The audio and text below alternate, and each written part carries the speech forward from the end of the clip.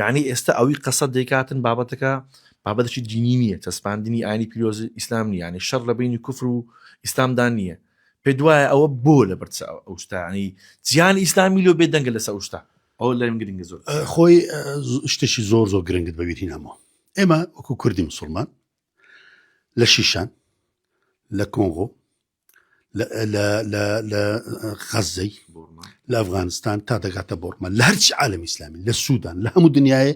مادە و پارە و دەعم و دوعای کورد دەڕوا لە مسلمانان. خۆ دەکرێ بڵین لە سوودانیش کۆمەڵە خەڵکەن علمانین،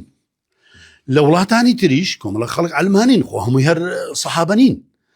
باشە ئێستا ئەو ڕووداوە ڕوویدا بە جیهانی عەرەبی بەیانێک دەرکا، بڕین لۆ منە وڵاتانە بەیان دەرکەم ریکا کە ئەنگۆگە چێشتان لەگە قەسەتەیە، خۆ گوندەکانی ئەو دوو بڵین محەلە ئەو دوو گەڕەکەی کە لە حەلە بنەوان خەڵکی مسلمان کوردن بەڕایان گرن وەنیە لە بەراندێ ئەوە یەک لەگلەیەکانە کاتی خۆشی ئەوەندە ساڵی کورد ئەمفال کرا لایەن سەدام حوسێنی 6,000 گوندی تێکچوو، 6,000 مزگەوتی تێکچوو.